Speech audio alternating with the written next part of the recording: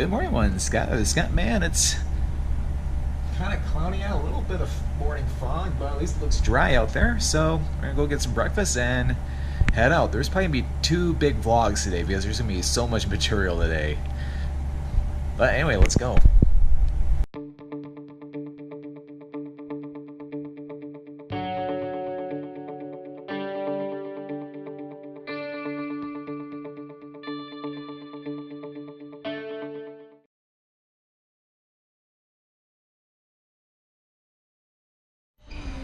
All right, having a little healthy breakfast because there's gonna be a lot of unhealthy foods I'll be eating on this trip. So, got some fruit, some scrambled eggs, a few slices of cantaloupe, and a slice of cheese.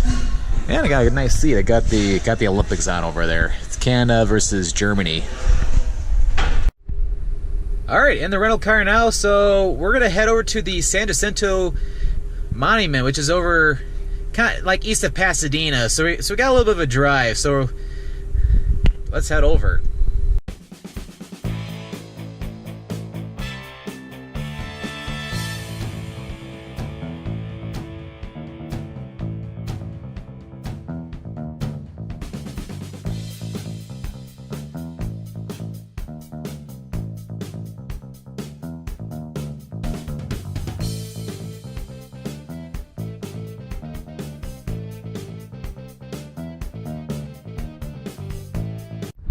All right, we made it to the San Jacinto Monument. Due to the low clouds right now, you can't really see much of the monument. I'm hoping some of the clouds clear up throughout the morning. But yeah, they got 20 different boulders that are kind of like boulder-like plaques all throughout the park showing some major points of interest. Like here's one where during the Battle of San Jacinto, that's where General Sam Houston was wounded and then his horse was killed during the battle back on April 21st, 1836. And over here, east of the monument, this is where the Mexican camp was. So yeah, where we are right now, this is where the Mexican Army, led by General Santa Anna, were hanging out, and they were taking a nap here, or a little bit of a rest in the afternoon of April 21st. And then later that afternoon, around 4:30 p.m., that's when General Sam Houston and his army launched a surprise attack, and 18 minutes into the battle, the Mexican army was defeated. And if we head even further to the east of the monument, this is a huge marshland. You can... Let me stop talking for a moment.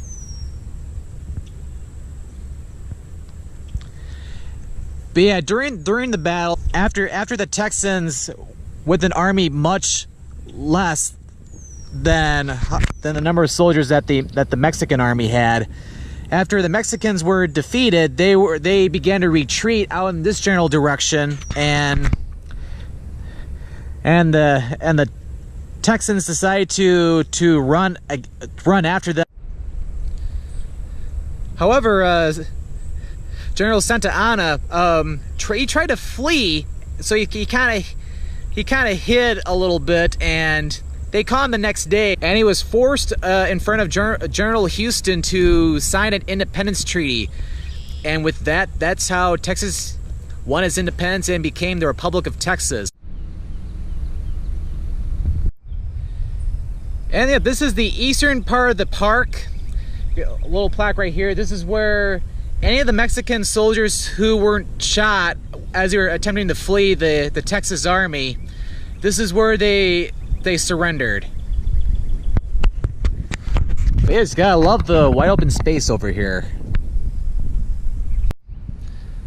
All right, we made it to the San Jacinto Monument. So yeah, this overall park is called the San Jacinto Battleground State Historic Site.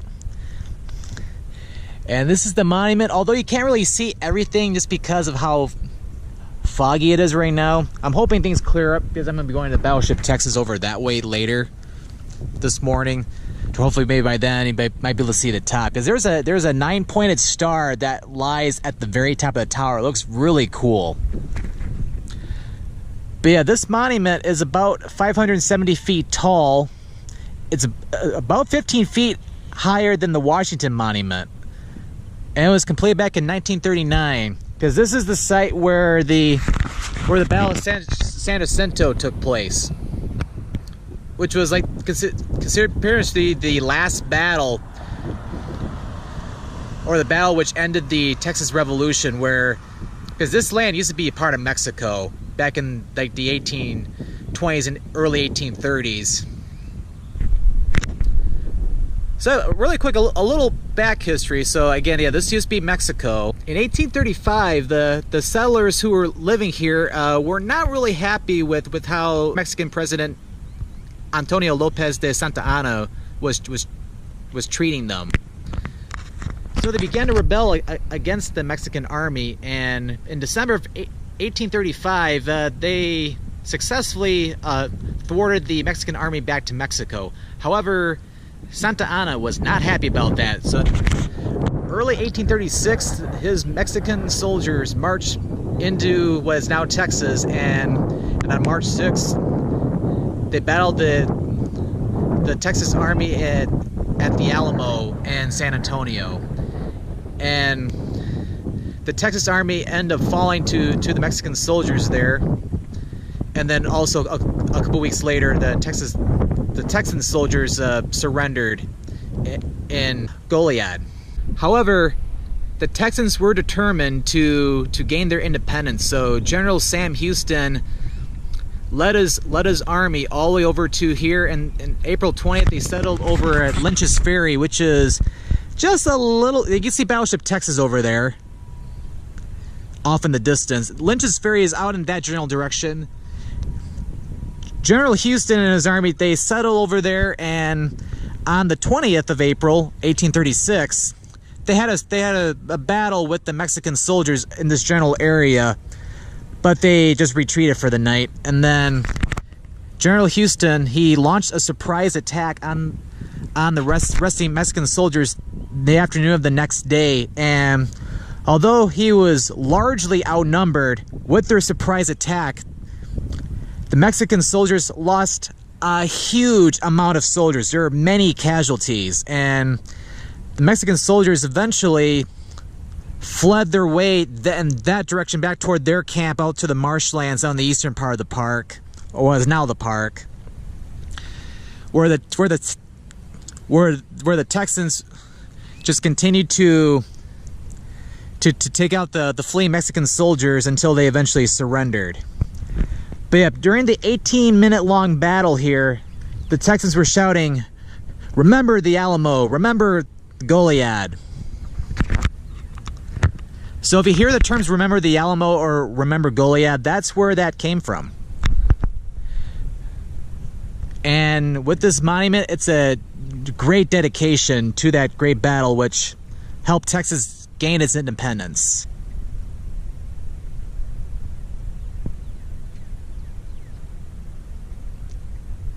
All right, let's go inside.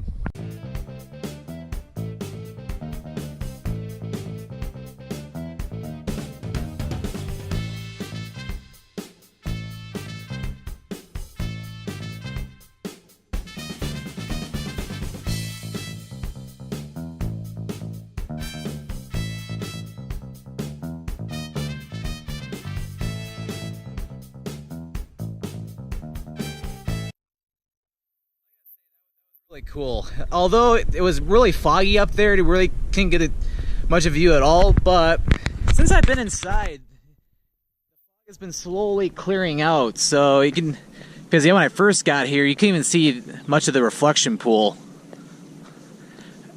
But yeah, now you definitely can. You can even see part of the Houston Ship Channel over there too.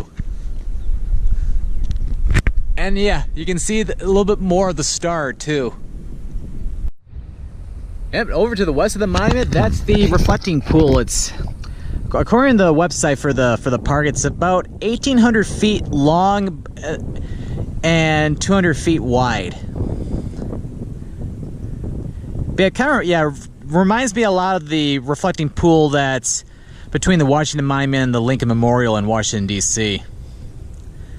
Oh, it has, yeah, school bus out there, so there's got to be some field trips in this area today. All right, we'll get another view over on the other side of the reflecting pool, and then we'll head over to Battleship Texas. All right, the sun's coming out, and we're here at the Battleship Texas, or the USS Texas. This is the last remaining battleship used by the U.S. Navy that served in both World Wars. Because, yeah, it was first commissioned back in 1914. So I'm gonna go pay for my ticket and then take a little tour.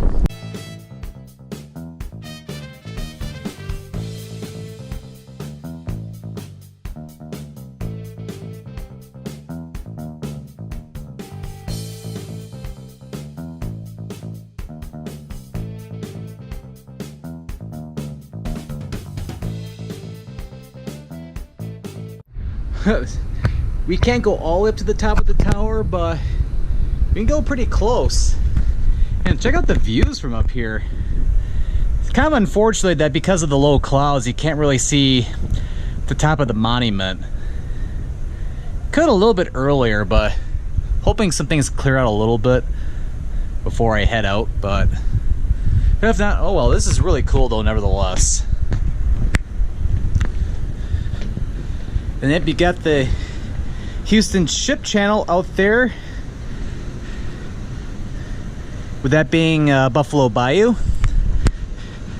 Buffalo Bayou comes from downtown Houston, and it comes all through the ship channel and heads out eventually to Galveston Bay.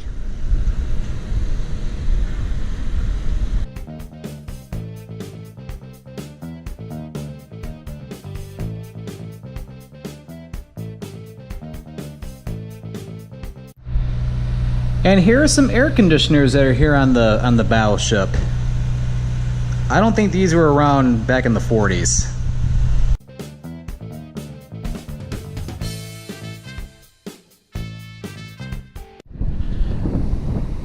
Oh, look at this. Yeah, here's the bow of the ship. So although a lot of parts of the ship are under construction right now, but at least the bow isn't. But yeah, more clouds have rolled over by the monument.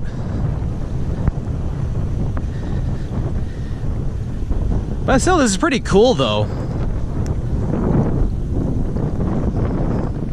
Yep, USS Texas, how about that? Oh wow, this is cool. All right, we're gonna head down into the second deck next.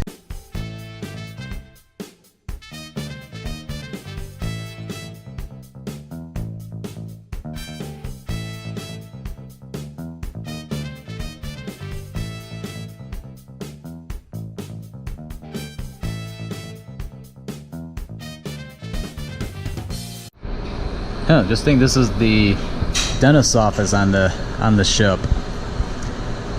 Looks awfully nerve-wracking, especially compared to today. Well, I gotta say that was really cool. It looks like the clouds and the mist is starting to roll back in. But yeah, I really enjoyed this. Yep, just got off the ship, and what a beauty that is. With this GoPro, you get a great view of it. But yeah, I'm definitely glad I took the tour, and like some of the lower clouds and mist is starting to roll in over here, so I came here at a good time. But yeah, I'm definitely glad I came out here, although I'm kind of disappointed with the weather a little bit, but oh well. I'm glad it came out anyway. Alright, I'm gonna get ready to head back into the car, and I'm going to head west into downtown Houston. Unfortunately, on this trip, I'm not gonna really be stopping anywhere in downtown Houston, but I will take a quick drive through it though. So a little taste of driving with Scott 995 coming up in this vlog.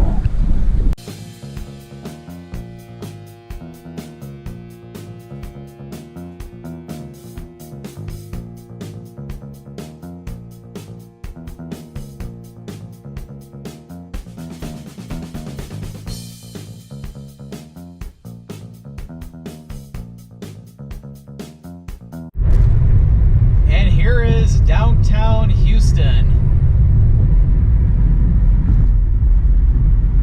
We're gonna get on to Hamilton Street, so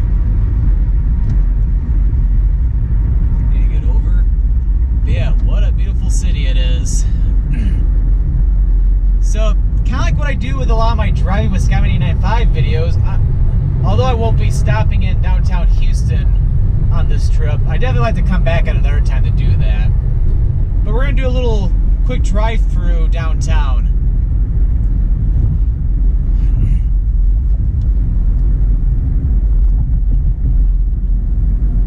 So yeah, what I'll do is to speed up on the time a little bit, I will be pausing the video at all the red lights.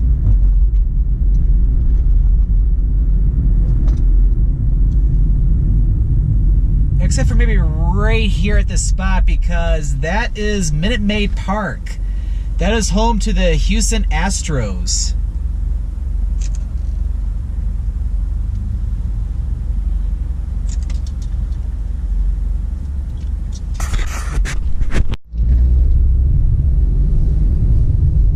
And yep, and last year, the Houston Astros won their very first World Series. They fought a very hard battle against the Los Angeles Dodgers.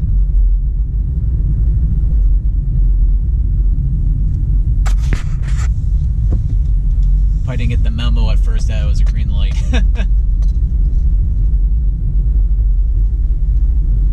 Oh, I think I was meant to turn back there.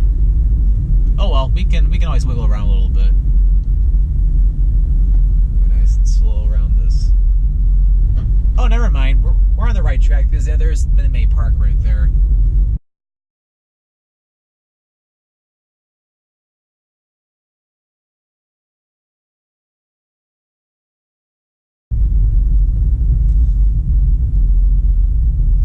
And perfect timing.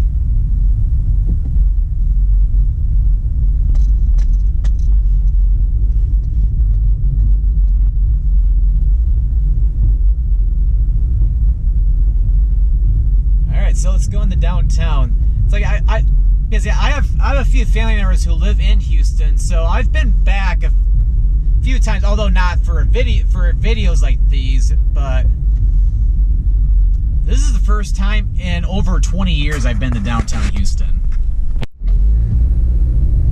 Okay, and here we go, and left lane is just opening up now, so I'm going to go ahead and get over. But yeah, in case you didn't know, although I'm born and raised in Michigan, from when I was just about turning 5 years old until about my 9th birthday, my parents and I lived down in Houston. We lived like north of Houston. For anybody who's watching that is more of a local, I lived in the area north of Beltway 8 between 249 and I-45. Kind of like in the whole Klein area.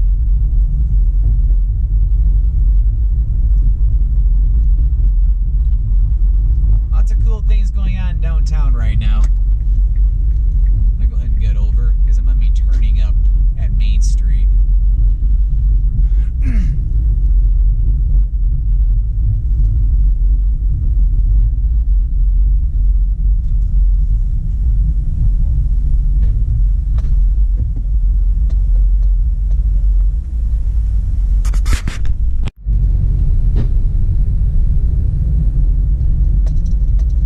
Yeah, in terms of population, Houston is the 4th largest city in the United States.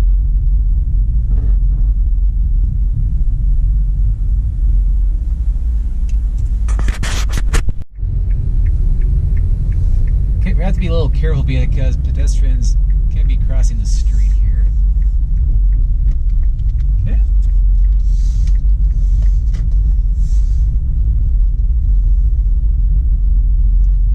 But yeah, although it's like, yeah, again, I won't be going around downtown Houston in a video or anything, but want to at least do something in downtown Houston on this trip, even if it's just a driving segment like this. And yeah, we gotta be a little careful in here.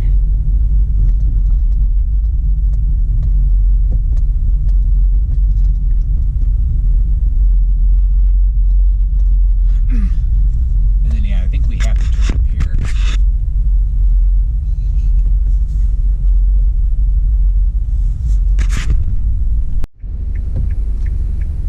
Slowly but surely. And yeah, one thing I've heard about even downtown Houston as well, of course, you can definitely walk all up on the main level, but there's also like there's an underground system too, where you can get to many of the different buildings without having to be out in some of the heat or humidity, especially in the summertime.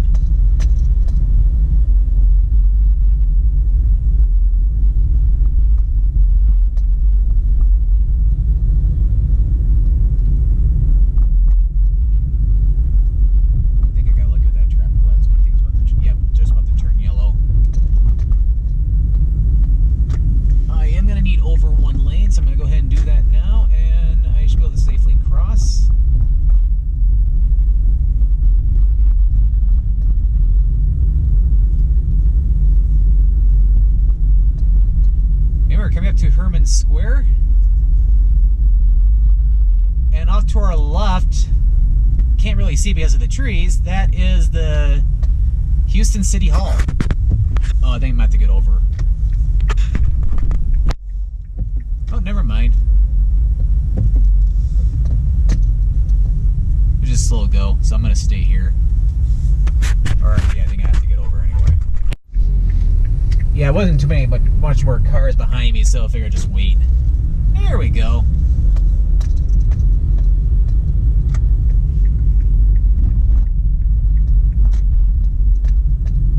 You'll make a left turn here after they cross. Yeah, I know Houston's gonna be getting pretty busy soon, because I know, thinking maybe another week at least, there's gonna be the Houston livestock show is going to be happening.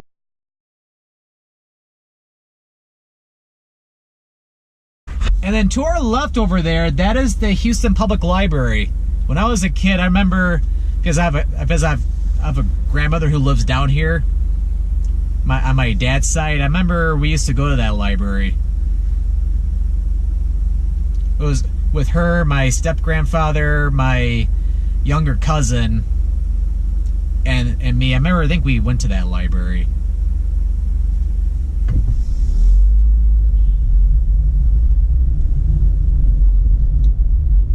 Alright.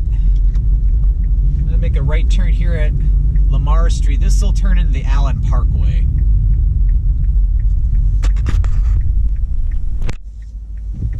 Perfect timing.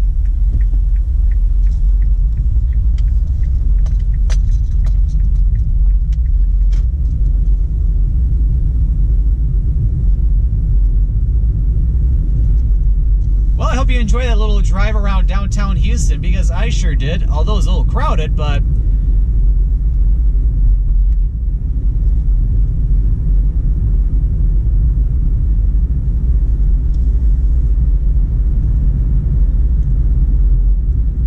and then what I like to check out after lunch, I'll be coming back over to the area around this is the Buffalo Bayou Park to our right. Oh, gotta get over. Definitely like to check that out as a part of the video. Get some pictures as well too. Get some great views of downtown Houston from the park. I'm gonna check that out, however, after lunch, because I want to get to a restaurant before they get really busy. So let's head over there now. And here it is. This is where I'm going to get some lunch. It's already crowded, so I better find a spot, hopefully. Step over here at Heights Boulevard, just west of downtown Houston, just out over there where we came from. So we're here at Hickory Hollow. I'm going to get some barbecue. When you're in Texas, you got to have barbecue at least once. So definitely check out my Child of the Lights video. Just got done eating a delicious barbecue meal. If the video's not up already, definitely have to check it out when it goes up on my YouTube channel. The beef was so good. And I'm glad the sun's starting to come out a little bit more. This was kind of sprinkling a little bit when I was pulling in here.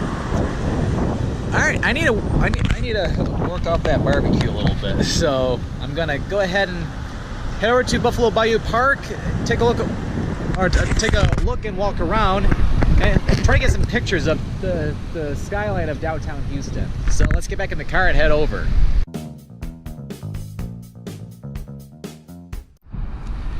All right, we made it to Buffalo Bayou Park. It's a huge park system which goes along the Buffalo Bayou, basically between downtown Houston. Just look at this, the cityscape. That's amazing.